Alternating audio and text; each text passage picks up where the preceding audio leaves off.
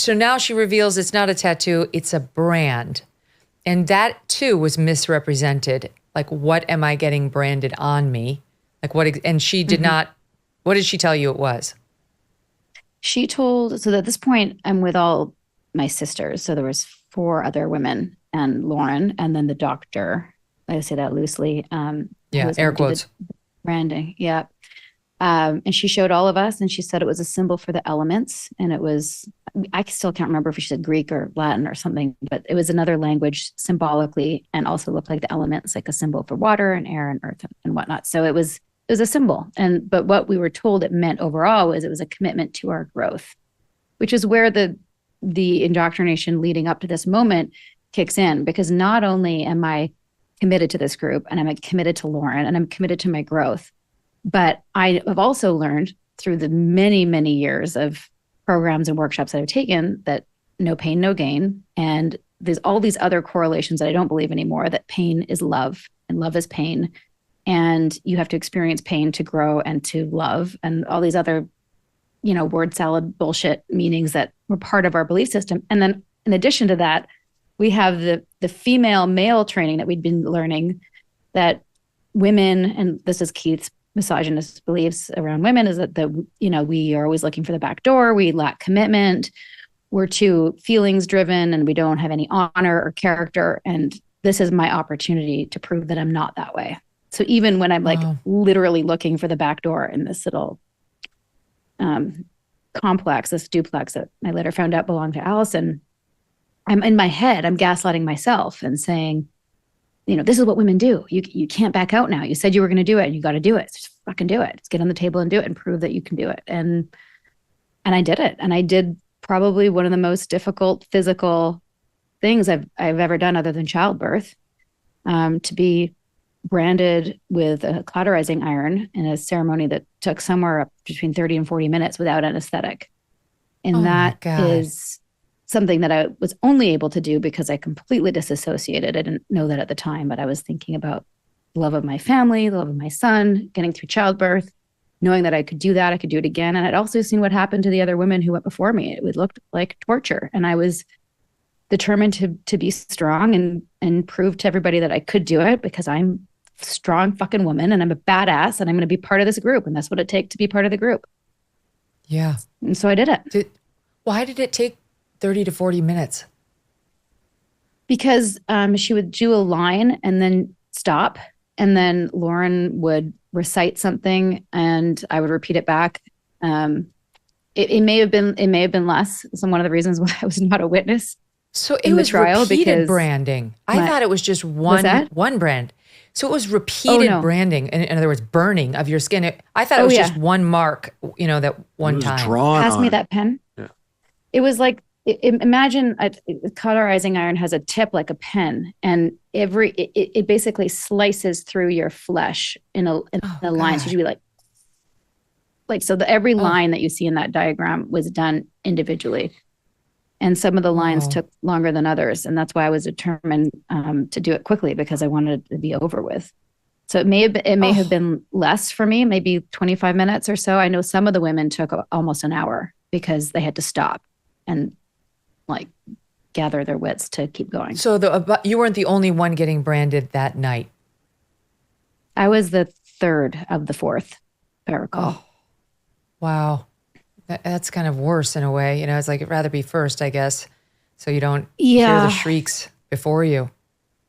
Yeah. I honestly don't remember that much about the night, but I remember looking at one of the women that I was branded with. And at first we were wearing surgical masks because of the smell. And I remember seeing her eyes over the top of the mask, and just pure terror in both of our eyes of what in the actual fuck. And then we just went for it.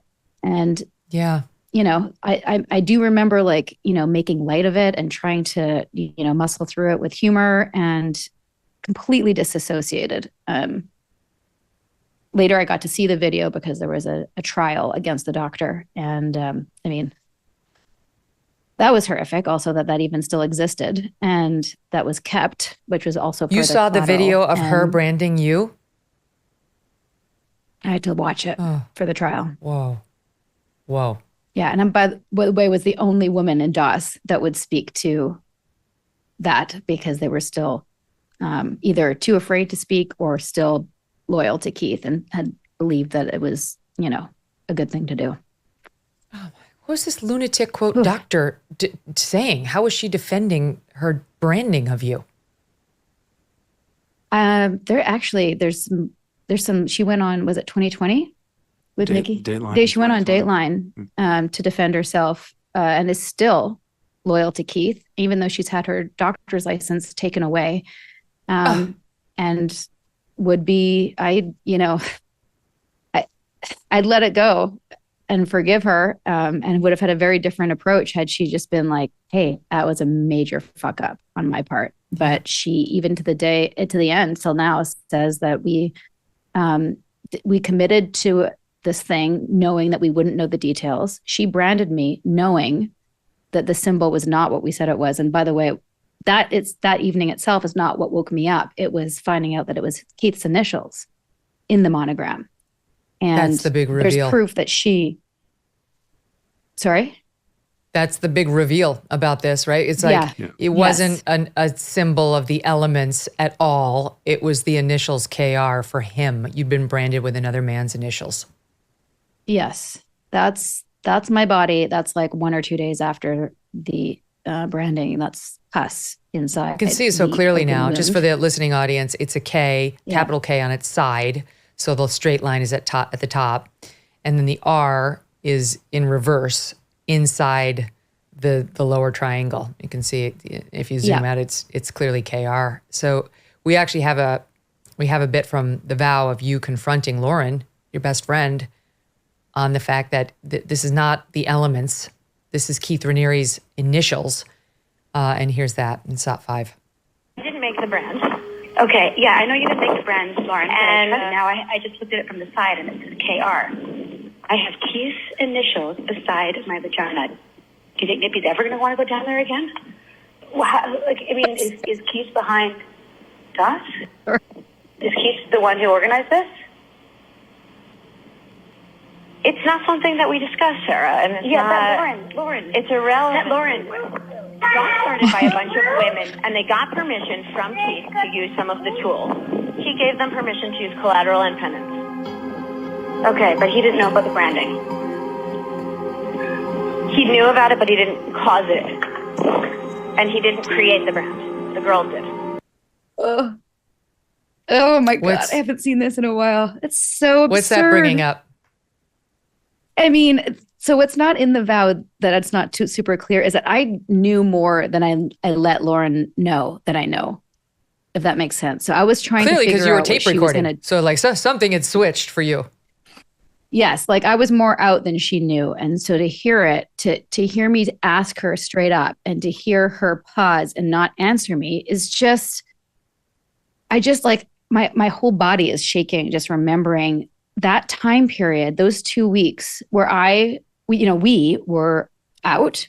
We had figured out that Keith's initials were my body. We had spoken to Mark Vicente, the man who originally introduced me. We had shared what we knew. I knew about the branding. He had heard all this stuff about the sex. We were putting it all together and we were like, holy fuck. Like our worlds had just got flipped upside down, but we knew that we couldn't just, go to them and be like, you're a cult and you're a sociopath and you're a sex trafficker. We had to play our cards right because otherwise they were going to turn on us because we'd seen them turn on people who defected. So we had to kind of figure out a strategy where we were like, wait, what's going on? That's why when I'm hearing it, do you remember? It was like, we were kind of double agents. We were like, wait, his initials are on my body. And do we know about, does he know about this? I knew he knew about the branding because I already figured that out. For a number of other, we'd put things together. So I had to pretend to once you start talking. Yes. Yeah, we all started talking. So can we talk about the moment you came home from the branding and saw Nippy for the first time? And Nippy, describe that moment when you find out Sarah's been branded. So I was actually asleep with our son when she got home. Well, that's the night that I came home. The night you came home. But 6 weeks later is when you found out. I found out I was in New York City. She was in Vancouver, and I got a phone call. And she told me about it, and I was driving with a friend of mine. who's no longer a friend. And she told me, and my initial reaction was, wait, what? Like, Wait, didn't Mark tell you first? Mark told me first. Yeah, yes. Mark Actually, told him, 'cause Mark I About was told me afraid that she'd been branded, or that Yes. it was Keith's initials? Yes, that she'd been branded with Keith's initials. He hadn't seen it yet. Oh, I hadn't okay. seen it yet. And there was a part of me that was like, there's got to be more to the story. Right. And then I was like, okay, my wife potentially got physically hurt here. Like, I'm piecing it all together. And then it dawned on me, we might be in the grips of something diabolical here.